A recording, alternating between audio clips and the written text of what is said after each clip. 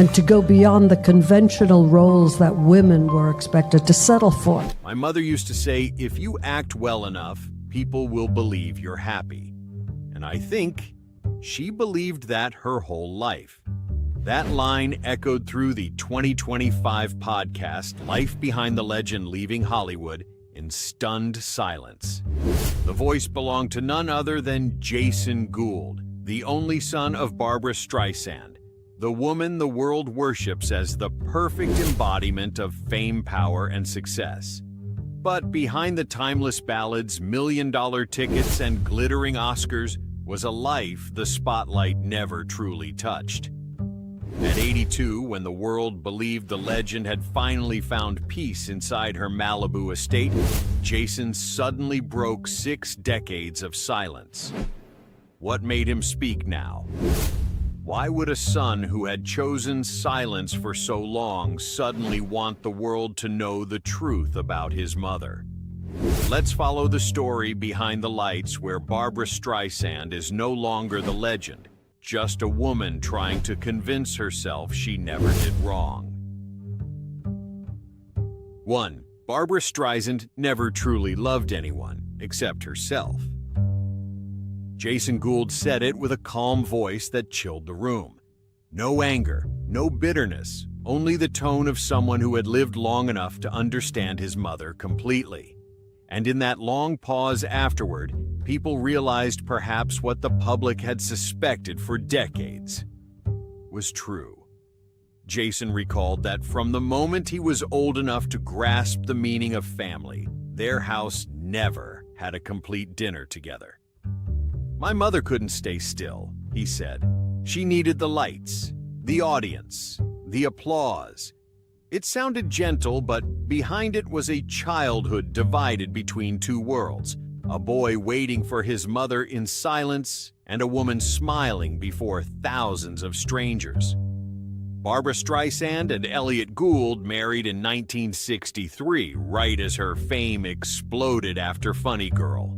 My mother later told me that wedding happened because she thought it looked good on camera, Jason said with a faint, sad smile. In the wedding photo, Barbra stands in the center, eyes fixed on the lens, while Elliott stands slightly behind. The New York Times described the ceremony in one line: Hollywood's bride, the woman who makes every stage bow. For Gould, that marriage began in the spotlight and ended because of it. I can't remember my mother being home for more than 3 days in a row, Jason said. When he was only a few months old, Barbra left Beverly Hills for New York to record a new album.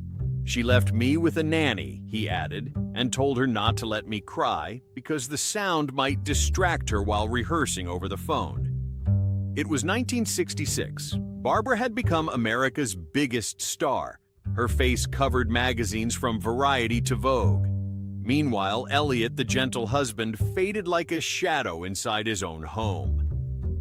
One night in March 1968, Los Angeles Herald released a shocking photo: Barbra walking out of Chateau Marmont at midnight with an Italian director. When Elliott called, her secretary replied, "Mrs. Streisand is in a meeting.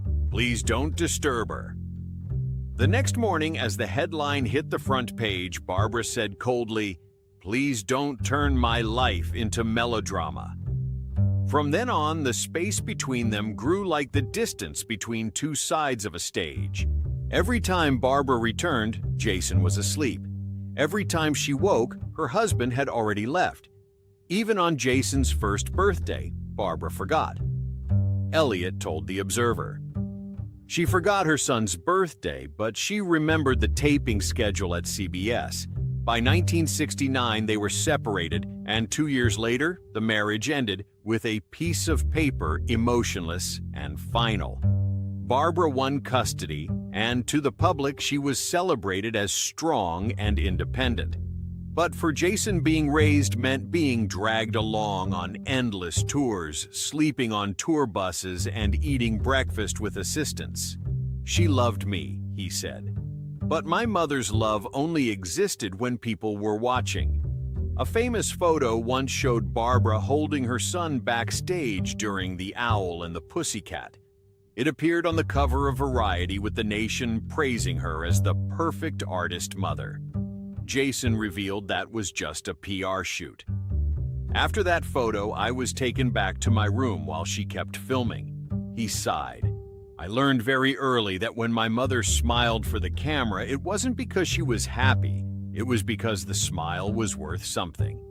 After the divorce, the press never stopped surrounding Barbra with rumors: Don Johnson, John Peters, Warren Beatty, Clint Eastwood. I was young, but I understood, Jason said. My mother was never lonely. She was just afraid of not being admired. People magazine wrote in 1978, "Barbra betrays no one. She's only loyal to the spotlight." Jason nodded. I think they knew my mother better than I did.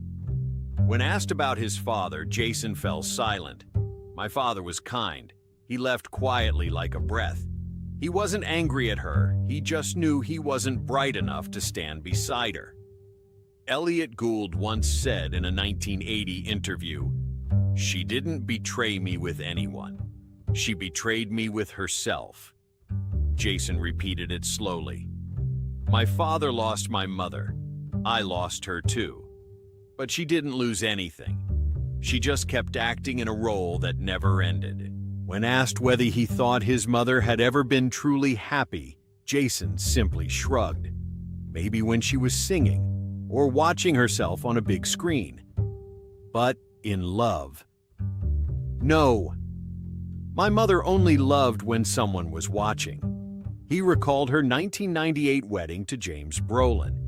The media called it Hollywood's golden love story, a late but perfect romance. Jason chuckled. It was beautiful, like a movie scene. Literally. Everything was staged, the photo timing, the camera angles, even the interview answers, all pre-planned by the PR team. A staff member later told Entertainment Weekly. They had the photo schedule ready, but there was nothing left to say between them. Jason nodded. I believe that. In a Vanity Fair interview, a reporter asked Barbra, "Do you remember all the men who've been in your life?" She laughed, sipped her wine, and said, "I remember the feelings, not all the names." Jason said that when he read that line, he laughed too, but felt a sharp pain in his chest. Because it was true. My mother never cared about anyone long enough to remember their names. He paused, voice softening. But what I'll never forget is how she stood there after the lights went out, staring into the empty space, as if she was asking, "Are they still watching me?" That image, Jason said, will haunt him forever. His mother standing in the fading glow, terrified that darkness would erase her name. And perhaps that's why Barbra Streisand never truly loved anyone but herself. She needed to be loved more, louder, brighter, to fill a void no audience could ever fill. If in love, my mother only knew how to protect herself before the crowd, Jason whispered then as a mother, that same coldness could chill a person to the bone. 2. Hollywood called her the first gay supportive mother. I call it the best role she ever played. Jason Gould said that in a 2025 conversation, his voice gentle, but his eyes seeming to look off somewhere distant, where memories are no longer recollections, but wounds that have closed and still ache. In 1991, Hollywood had not truly opened its heart to the LGBTQ community. In that context, the only son of Barbra Streisand, the queen loved by millions publicly coming out, was a genuine media shock. The interview was conducted by The Advocate, published that October, with the headline Jason Gould living truthfully in an artificial world. The very next day, People ran a big cover, Barbra Hollywood's first LGBTQ supportive mother. They wrote of her in glowing terms, a courageous woman, a progressive mother, an emblem of compassion. But behind that radiant cover, the story was entirely different.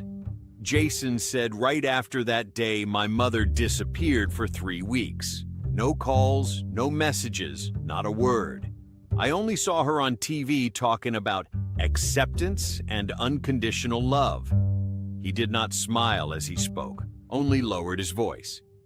"When all of America thought my mother was the greatest mom, I was alone in a small apartment in Los Angeles, wondering whether she still considered me her son." Those 3 weeks of silence, according to Jason, were longer than any distance between them. A former manager of Barbra's, mentioned by Jason in his memoir, revealed that the singer canceled a joint photo shoot with her son for Harper's Bazaar, even though the magazine wanted the two on the December cover that year. The reason, noted tersely in an internal email: avoid brand image confusion with a sensitive theme. A longtime friend of Barbra's, interviewed anonymously by Vanity Fair, also shared. She said the public wasn't ready for the image of Barbra Streisand with a gay son. She wasn't prejudiced, just afraid. And that fear showed itself more clearly than ever in everything that followed. Jason recounted one night when she suddenly came to his West Hollywood apartment and stayed exactly 15 minutes. She didn't ask how he was, didn't hug him. Only instructed, "Don't let anyone photograph the two of us out on the street, they'll make up stories." Then she left as quickly as she'd come, leaving behind the scent of perfume and a chill that Jason said sounded like an elevator door closing between two generations. The peak came in 1993 when Barbra appeared on The Oprah Winfrey Show. Before millions of viewers, she smiled brightly and said, "I have always loved my son, and I am proud of him." The audience erupted in applause, but only those backstage knew Jason was there, sitting in the crowd, not invited on stage. He recalled, "I watched my mother speak about unconditional love while I sat under the lights like a spectator to my own life story." After the show, when Oprah wanted to invite both for a keepsake photo, Barbra politely declined, saying, "My son doesn't like attention." Jason simply smiled because he knew full well the person who didn't want the attention wasn't him. Months later, Jason wrote in his journal, quoted in a 2019 memoir, "I'm not angry at my mother. I've just realized she cannot love anything that makes other people see her differently." Looking back, he gave a faint smile. "My mother isn't bad. She's just afraid the public might dislike me, and then dislike her." That wasn't an accusation, but the understanding of someone who stopped asking for affection from a person who doesn't know how to give it. After that event, Barbra began to avoid mentioning the subject of orientation in interviews. Whenever someone brought up Jason, she skillfully steered the conversation to work music or charitable projects. A reporter from Entertainment Weekly once noted in backstage scribbles, "Ms. Streisand changed the subject so fast, I thought I'd just stepped on a landmine." Jason said, "My mother didn't want the world to see me as part of her, because that might make her look less perfect." And perhaps in Barbra Streisand's mind, perfection was the one thing she could not afford to lose. When asked if he had ever been angry, Jason only shook his head. "What would anger do? I understand my mother. She has lived too long under the lights to accept any kind of darkness, even if that darkness bears my name." He paused, then added a line that made the room fall silent. "Maybe my mother feared that if people saw me, they would see her differently. And for her, being seen differently was scarier than losing me." When Jason stopped, you could clearly hear the recorder still running, capturing every slow breath. Though told in a gentle voice, the story gave listeners chills. Barbra Streisand, the woman the world believed to be Hollywood's most open-hearted and admirable mother, turned out to be a deeply conflicted human being willing to sacrifice the truth to keep the glow. Jason breathed out softly, then spoke the final line as if closing a chapter that had grown too heavy. "I think my mother didn't hate me. She just never dared face the part of me she couldn't control. And it was that fear of losing the light, fear of losing stature, fear of not being loved as before that led Barbra to turn everything around her into a meticulously directed stage. There she was, the star, the perfect mother, the emblem of compassion. The only audience who never believed the performance was her own son. 3. Some say working with my mother is an honor. I call it survival. Jason Gould let that line fall with a thin smile, the smile of someone who has watched a storm from the inside and still walked out alive. No one in the interview room dared breathe too hard. Anyone who had ever heard of Barbra Streisand's reputation knew she was exacting, but only those truly close understood she wasn't just exacting. She wanted to control everything. At home, if she guided others' feelings with silence, then on set, she controlled the very air with a glance. No one dared raise their voice. No one dared breathe offbeat. From A Star is Born, 1976, to Yentl, 1983, then The Prince of Tides, 1991. Barbra walked onto set like a deity who knew exactly how everything should look, including how others should feel. Variety once called her Barbra God, the woman who directs her entire world. It sounded exaggerated, but crew members all nodded in agreement. Yes, and that world doesn't accept mistakes. Anyone who had worked on her productions understood the unwritten rule: if Barbra wasn't satisfied, everyone reshot no matter the hour or the cost. A lighting engineer told The Hollywood Reporter, "She made me swap out 4 types of lights because a reflection showed a line on her neck." He had worked more than 20 years serving dozens of stars, but after 3 days on the Yentl 1983 set, he quit. "I thought I was making a movie. Turns out I was performing magic to make her look ageless," he said. And it wasn't just lighting, everything on set had to orbit her image. On A Star is Born 1976, Barbra dismissed a sound tech because he started the background track late by 2 seconds. The set fell dead silent. An assistant remembered. She stood up, didn't yell, just said, "I can't sing when others work carelessly like that." Then she walked away, leaving the crew in a hush like a memorial. But the pinnacle of control came with The Prince of Tides, 1991. An extra accidentally let her hair drift across half of Barbra's face in an emotional scene. Result 7 takes until that strand fell exactly the way she wanted. A crew member said, "We spent a whole afternoon serving a single piece of hair." A director who had worked with her, speaking anonymously in a 1992 interview, shared, "She doesn't just direct films, she directs the lives inside them. On her set, nothing is natural. Everything is planned, even emotions." Jason said he once visited his mother during Yentl. "She barely saw me. She said, 'Don't stand there, you'll throw off the light.' I stood still for a minute and realized that in her world, I was just another shadow to be moved." The more she controlled, the lonelier she became. After each take, the crew drifted away in silence. No one dared approach. People said that while other directors celebrated a great shot with laughter, Barbra simply sat, reviewed the footage, and adjusted every detail. Once the cinematographer came over to praise how beautiful a scene was, and she replied coolly, "Not enough. I want the audience to see my very soul in it." On her sets, Barbra had no friends, only subordinates. No one called her by name. Everyone said Ms. Streisand. An actor once remarked at a rap party on her productions, "Even silence has to be on beat." Still, her talent and exacting standards can't be denied. Yentl won the Oscar for Best Original Score. The Prince of Tides received 7 major nominations. But in exchange, Barbra got labeled the most difficult in Hollywood.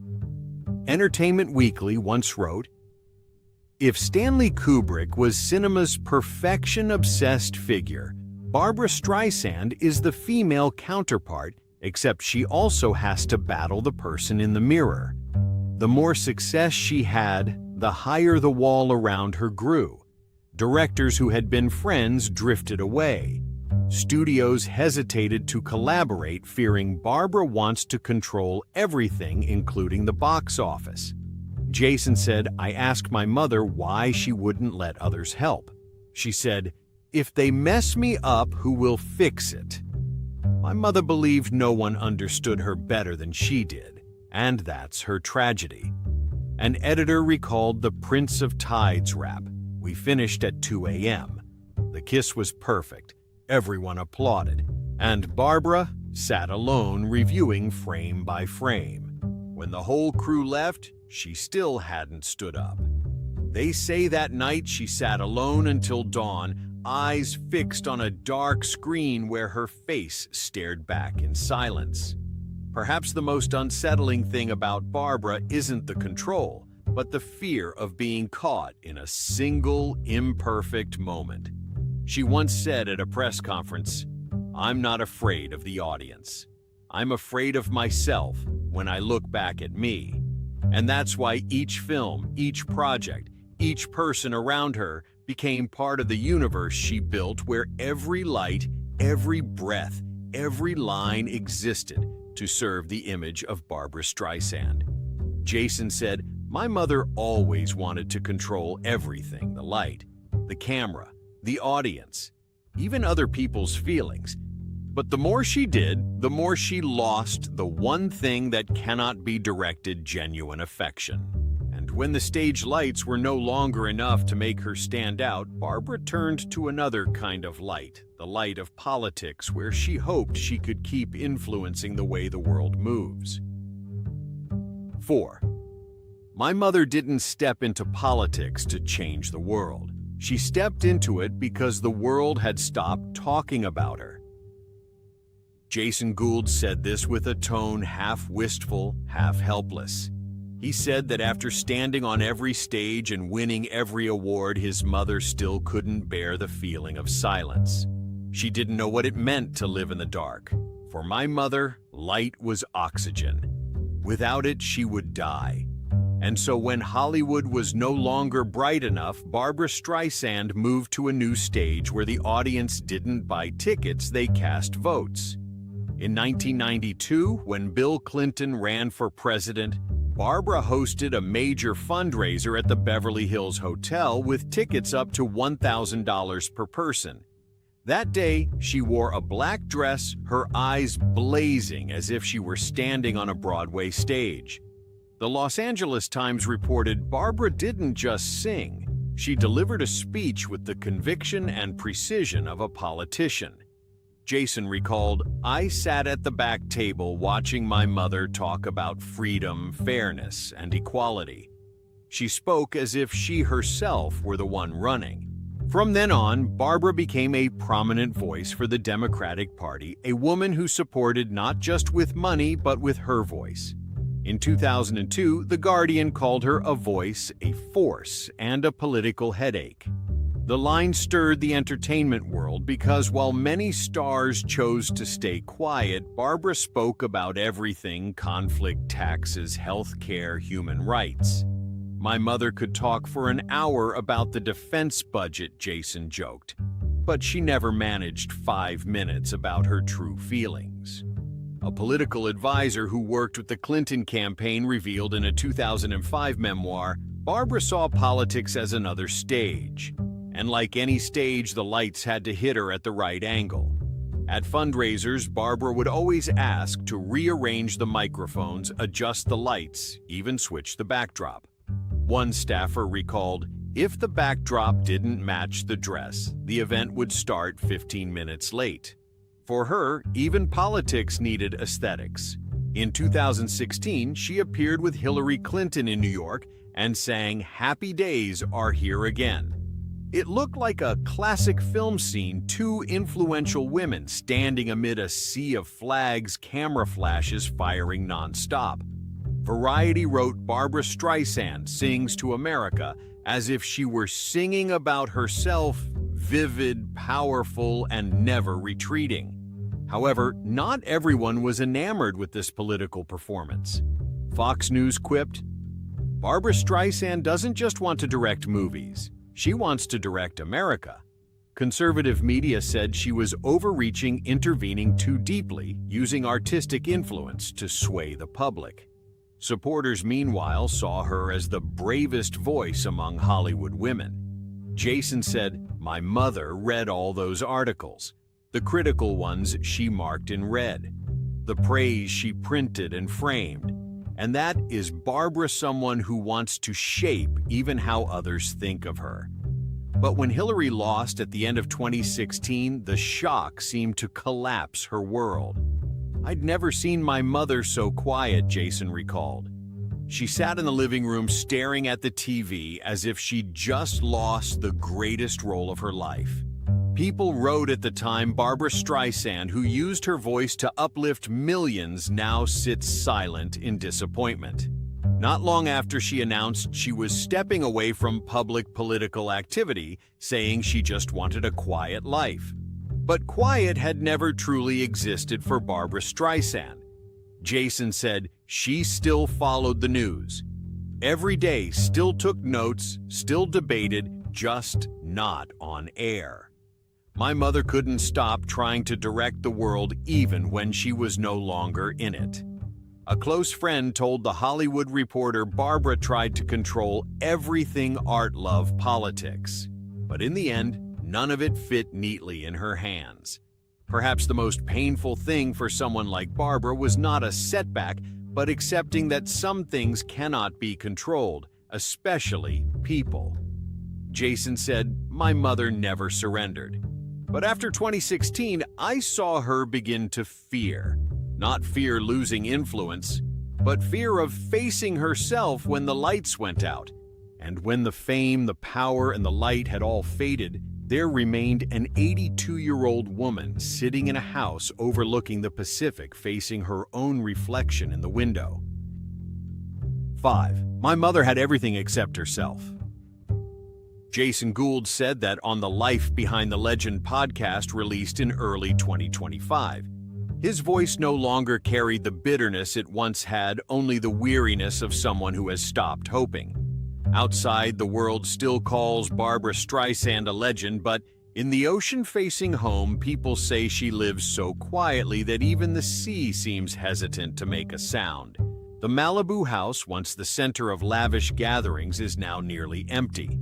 Jason said his mother rarely goes out, drifting between a small home studio, the garden, and an old piano.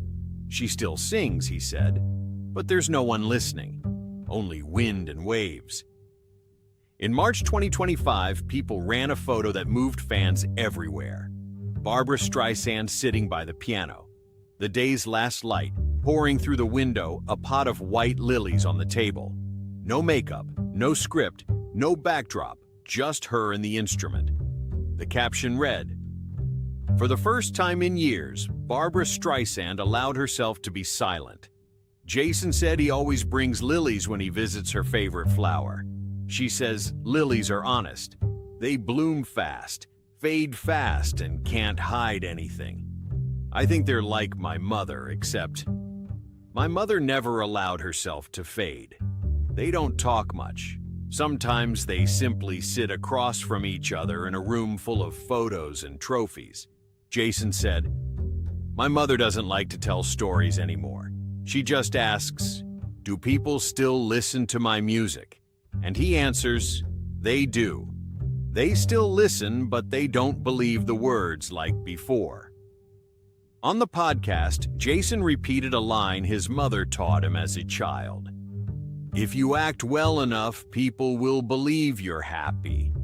Then he added, his voice nearly cracking with a sigh, "I think my mother believed that her whole life."